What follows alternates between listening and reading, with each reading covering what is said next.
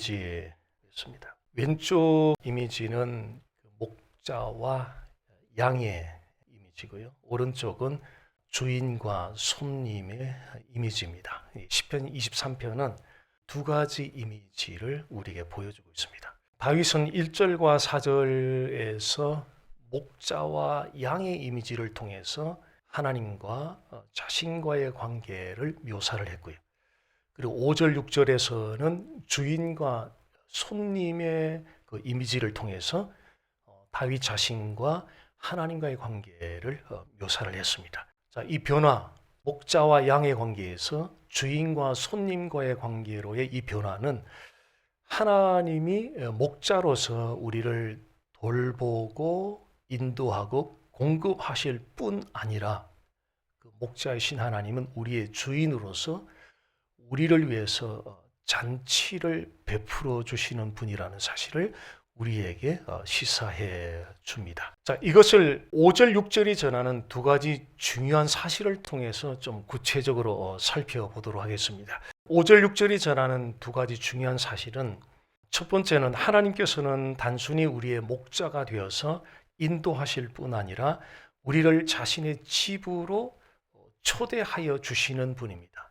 두 번째 중요한 사실은 하나님이 베푸시는 잔치는 이 땅에서 이미 시작되었고 우리는 그 은혜를 이 땅에서 누릴 수 있다는 것입니다. 첫 번째 사실을 먼저 살펴보겠습니다. 하나님께서 우리를 하나님의 집으로 초대하십니다. 지난주에 스데반 집사가 순교하는 상황에서 하늘이 열리고 주님이 서 계신 것을 보았다는 그 사실을 주님이 스데반 집사를 영접해서 영원한 영광으로 이끌어가는 것으로 제가 설명을 드렸습니다. 하나님께서 우리를 영접해 주시고 영원한 영광으로 이끌어 가시는 것은 하나님이 우리의 주인이 되셔서, 즉 주인이 되어 다스리시는 천국으로 우리를 초대해 하시고 이끌어 가시는 것을 우리에게 보여주는 이미지입니다.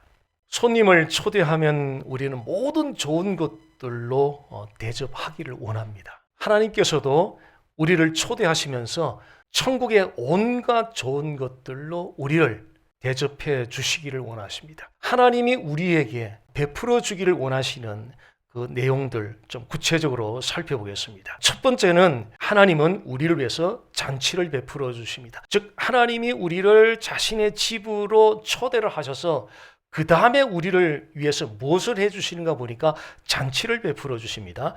오늘 읽었던 말씀 5절 전반부 말씀을 다시 보겠습니다. 주께서 내 원수의 목전에서 내게 상을 차려주시고, 그 다윗은 지금 마치 주인이 손님을 초대하듯이 하나님께서 우리를 초대하셔서 우리를 위해서 상을 차려주신다라고 지금 말하고 있습니다.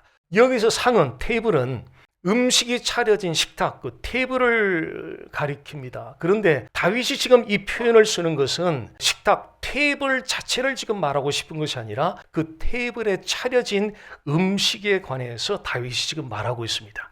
이것은 일종의 잔치상의 이미지인데 이 잔치상 위에서 주인과 손님이 서로 마주 앉아서 교제하는 그런 자리이기도 합니다. 하나님께서 이 잔치상을 차려주신다 그랬는데 이 차려주신다는 말은 준비하신다 그런 뜻입니다. 우리가 손님을 초대했을 때 그 초대한 손님을 위해서 준비하는 것들이 상당히 많습니다. 정성껏 준비하죠. 식탁보도 깔고 음식도 맛있게 요리를 하고 장식도 하고, 자, 이렇게 정성껏 준비하는 것은 손님이 환영받는다는 감정, 기분, 또 손님이 초대한 주인으로부터 존중받는 느낌을 갖도록 하기 위해서 주인은 손님을 위해서 최대한 정성껏 준비를 하게 됩니다. 예수님께서 이 땅을 떠나시며 하늘로 돌아가시기 바로 전에 제자들에게 하신 말씀이 있습니다. 내가 가서 너희를 위하여 처소를 예비하겠다는 말씀을 하셨습니다. 자, 이 말씀을 통해서 예수님은 제자들, 즉 오늘날 예수님을 믿는 우리들을 위해서 천국을 준비하시고 또한 그 천국에서 영원한 영광과 안식을 베푸신다는 사실을 이 말씀을 통해서 우리에게 보여주고 있습니다. 자, 이것은 즉 하늘에서 있는 최고의 위대한 잔치입니다. 이런 하늘에서 있는 최고의 위대한 잔치에 대해서 선지자 이사야도 묘사를 했습니다. 이사야서 25장 6절에서 8절 말씀 보겠습니다. 만군의 여호와께서 이 산에서 만민을 위하여 기름진 것과 오래 저장하였던 포도주로 연회를 베푸시리니 곧 골수가 가득한 기름진 것과 오래 저장하였던 맑은 포도주로 하실 것이며 또 이 산에서 모든 민족의 얼굴을 가린 가리개와 열방 위에 덮인 덮개를 제하시며 사망을 영원히 멸하실 것이라. 주 여호와께서 모든 얼굴에서 눈물을 씻기시며 자기 백성의 수치를 온 천하에서 제하시리라. 여호와께서 이같이 말씀하셨느니라. 이 말씀은 하나님께서 모든 민족들을 위해서 천국의 잔치를 베푸시고 슬픔과 죽음을 사라지게 하고 그 백성들을 위로하며 아픔과 수치를 다 제거해주고 영원한 생명을 누리게 해주겠다라고 하는 하나님의 약속입니다. 우리는 하나님이 베풀어 주시는 이 천국 잔치에서 한 가지를 기억하게 될 것입니다. 무엇을 기억하느냐면요, 갈보리산 전투에서 십자가로 죽으시고 십자가로 승리하면서 흑암 권세 사망을 다 물리치고 정복하고 승리하신, 이기신 바로 예수 그리스도의 승리를 우리는 기억하면서 우리를 초대해 주신 그 여호와 하나님과의 풍성한 교제를 나누게 될 것입니다.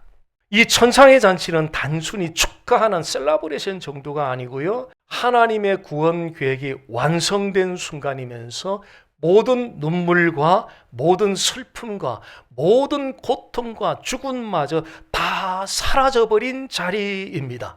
그런 자리에서 우리가 하나님이 베풀어 주시는 천상의 잔치를 우리가 누리게 될 것입니다.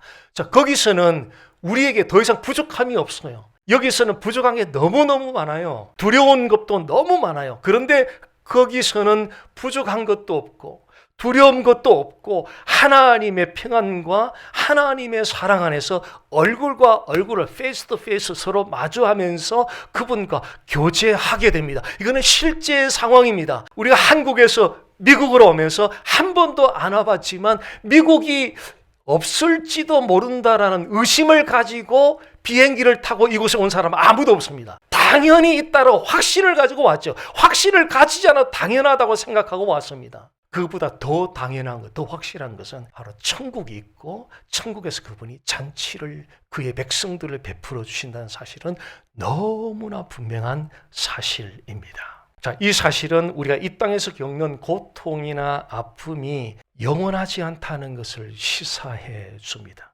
우리는 이 세상을 살아가면서 고난과 아픔을 겪는 가운데 도대체 언제 이것이 끝날까? 도대체 언제 끝나지? 언제 좀 이렇게 전환될 수 있지, 반전될 수 있지라는 그런 속타는 마음으로 막막해 할 때가 있습니다. 그런데요, 하나님이 베푸시는 천국의 잔치 그 관점에서 바라보면 언제 끝날지도 모르는 이런 막막한 현실이 이거 잠깐이네, 잠시라는 인식을 갖게 됩니다. 자, 그런 관점으로 우리가 살아가면 하나님이 우리를 위해서 준비해 주시는 천국 잔치를 더 분명하게 인식하고 바라볼 수 있게 된다는 거예요. 자, 시력이 나쁜 사람들이 그 안경을 쓰지 않고 물체를 바라보면 물체가 잘 보이지 않습니다. 안경을 썼을 때와 안경을 쓰지 않았을 때는 물체가 벌써 다르게 다가옵니다. 안경을 쓰면 물체가 선명하게 보이지만 안경을 쓰지 않으면 물체가 잘 보이지 않습니다. 우리 그리스도인들이 써야 되는 그레스가 있는데요, 그것이 바로 믿음의 안경이에요. 자, 믿음의 안경을 쓰지 않으면은 하나님이 준비한, 하나님이 베풀어 주시는, 하나님이 자기 집으로 초대하시고 그 집에서 무엇을 하시는가 봤더니 우리를 위해서 잔치를 베풀어 주신다 그러네요. 이 사실을 우리가 믿음의 렌즈를 쓰지 않으면 이 사실이 마음에 전혀 와닿지를 않아요. 믿어지지도 않고요. 그저 막연한 현실만 보게 되면서 결국 하루하루를 기진맥진하게 살아갈 수밖에 없습니다. 근데 믿음의 렌즈를 착용을 하면 하나님이 베푸시는 이 천국 잔치가 인식되기 시작해요. 그것이 내가 인식하고 싶다고 인식되는 게 아니고요. 그분이 인식하도록 만들어 주셔야 돼요. 그 믿음의 안경을 착용하면 나도 모르게 정말 지금 현실과는 너무나 동떨어진 사실이지만 너무나 동떨어진 그 사이를 마치 사닥다리를 야곱이 봤던 사닥다리로 하늘과 땅을 잇는 사닥다리처럼 성령께서 이 간격을 연결해 주셔서 하나님이 베풀어 주신 천국 잔치가 마음에 와닿아요. 믿어져요. 느껴져요. 확신이 와요. 인식이 돼요.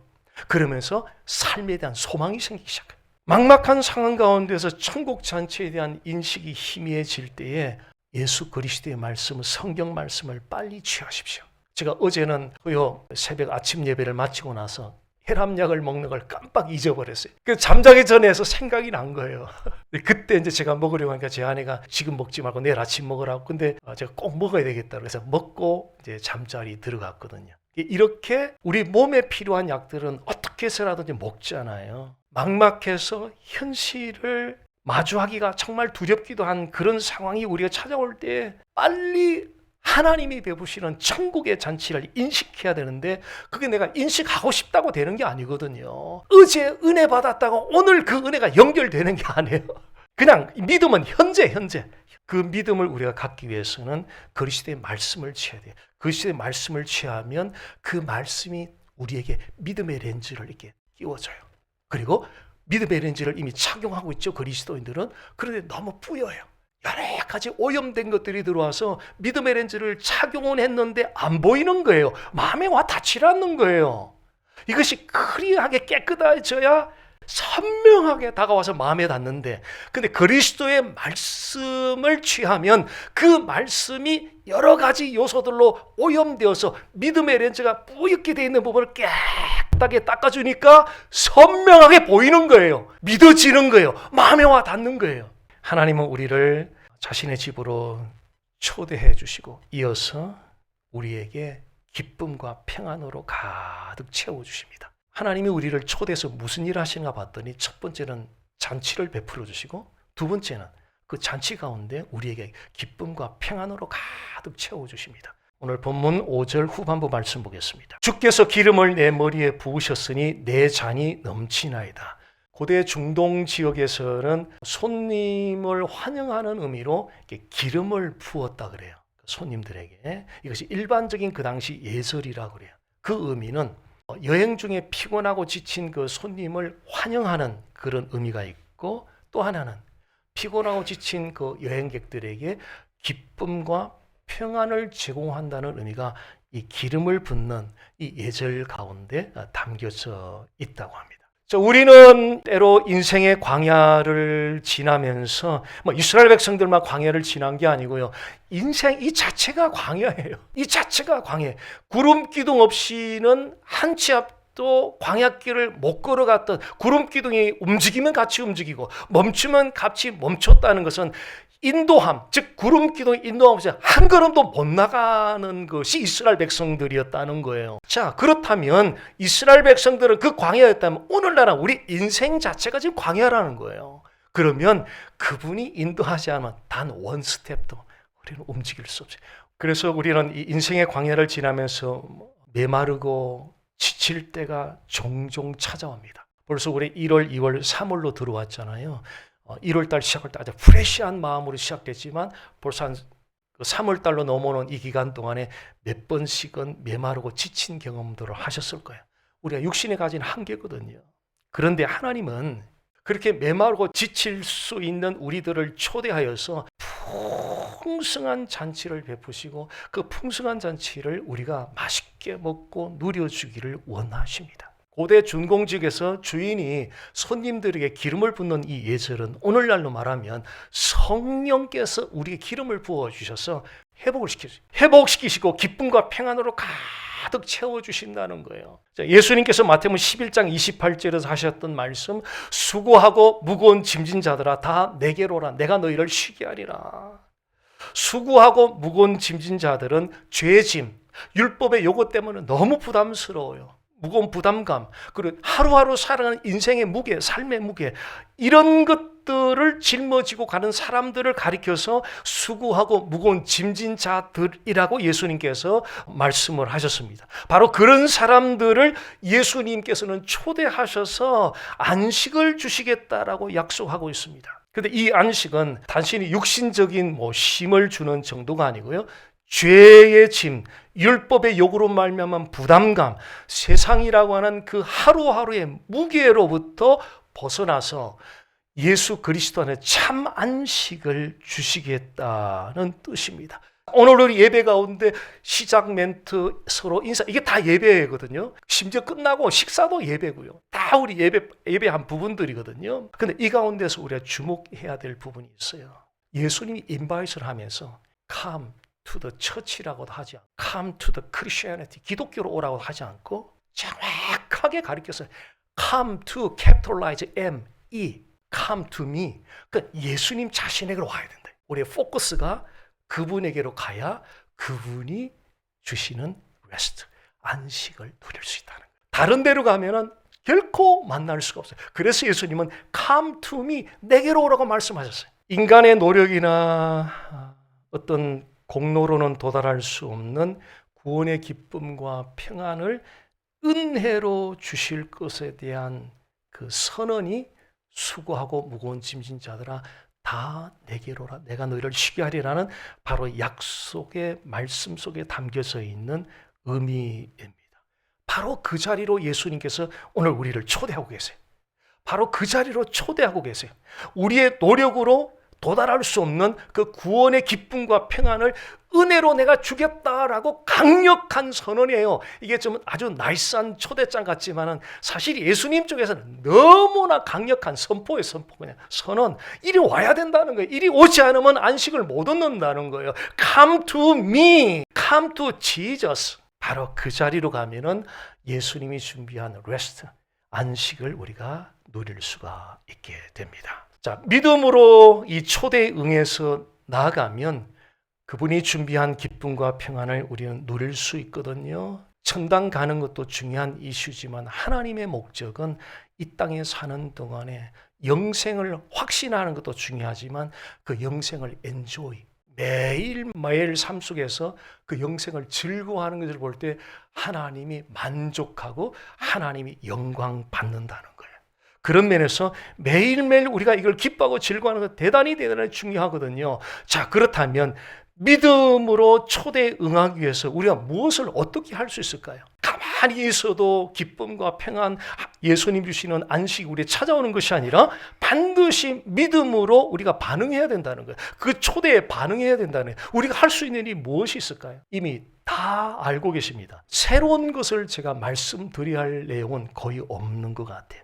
오직 우리에게 필요한 것은 practice, 실천하는 거예요. 성령을 의지하고 실천하는 거예요. 이 작은 차이가 하늘과 땅 차이를 내요. 실천하는 사람과 실천하지 않는 사람이 하늘과 땅 차이, 작은 차이가 언제나 큰 차이를 가져오게 됩니다. 믿음으로 말씀을 묵상하시고요. 믿음으로 기도하십시오. 그리고 믿음으로 예배하십시오. 믿음으로 말씀, 기도, 예배함으로 하나님을 존중하면 하나님도 여러분들을 존중하실 것입니다. 이것이 성경의 약속의 말씀입니다. 자, 5절, 6절에서 다윗이 주인과 손님의 이 이미지를 통해서 두 가지 중요한 사실을 우리에게 가르쳐 주는데, 두 번째 사실은 이 천국 잔치가 물론 저 천국에서 일어날 일이지만 이곳에서도 already 이미 시작됐다는 거예요. 이미 시작이 됐어요.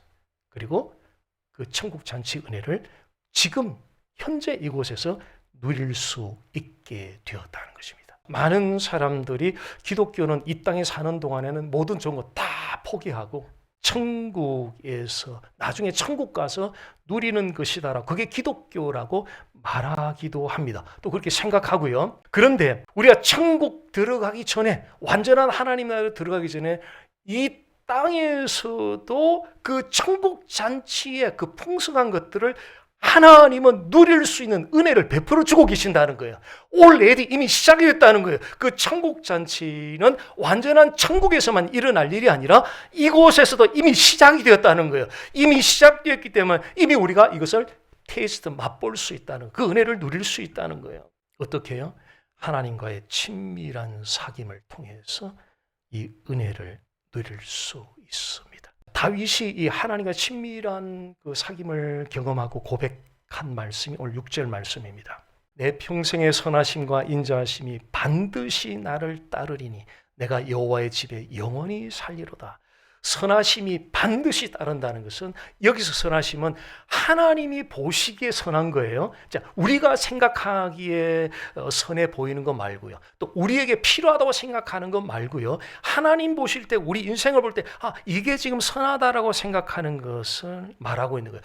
그 하나님이 보시기에 선하다고 생각하는 것이 따른다는 것은 지속적으로 계속 공급이 된다는 거예요. 그다음에 인자하심은 우리의 행위와 조건과 전혀 상관없이 한결같은 그 사랑으로 우리를 추적해오고, 우리의 행위와는 전혀 상관없이, 조건과도 상관없이 그분은 언제나 한결같이, 결국 그 한결같은 그 사랑 앞에 우리 모두가 무릎을 꿇은 것 같아요. 따르리니 이 말은 추적한다는 거거든요. 어디를 가든지 어떤 일을 만났든지 선하심과 인자하심이 반드시 적극적으로 우리를 뒤쫓아오고 있다는 거예요. 우리가 어디를 가든지 하나님의 선하심과 인자하심이 적극적으로 우리를 추적해 오고 있다는 거예요. 얼마나 감동적인 일입니까? 지금까지 살아오시면서 내가 어디를 가든지 또 어떤 일을 겪든지 자유롭게 대화할 수 있는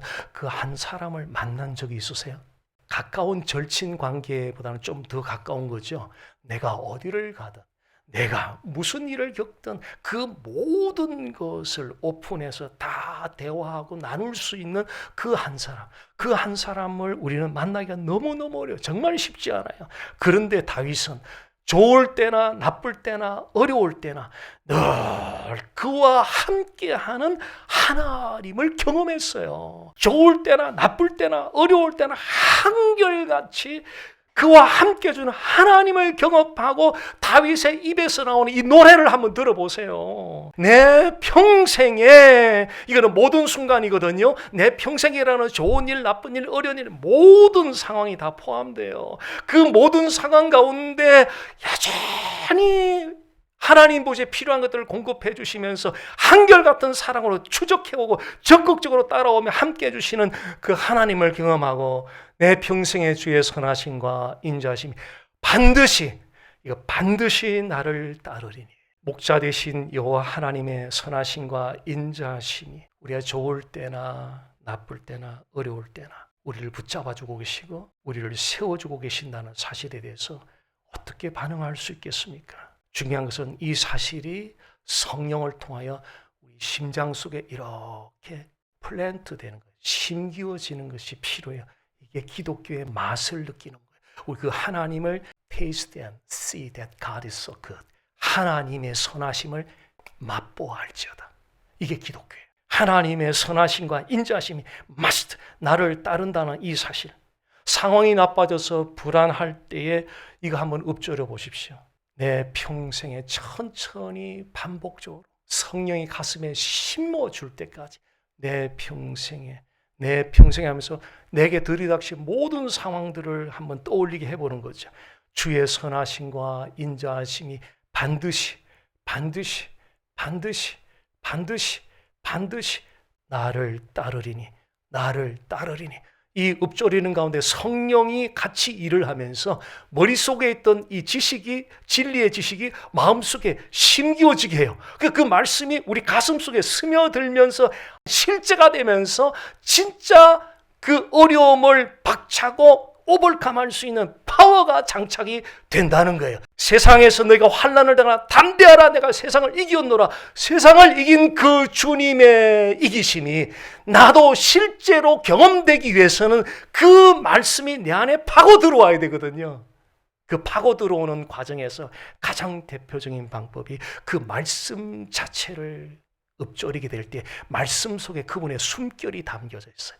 호흡, 숨결이 담겨, 동시에 소리가 담겨져 있어요. 비록 내 소리지만 내 소리를 통해서 하나님의 소리가 들려지게 되고 그 소리에 담긴 그 말씀, 숨결의 말씀이 내 마음속에 새겨지게 될 때 이게 실제가 되는, 진리가 실제가 돼서 맛보고 하나님의 능력 가운데 거하는 삶을 살아갈 수 있게 됩니다. 그래서 말씀이 마음에 새겨지면 하나님께서 그 모든 요동치는 감정들을 다스려 주세요.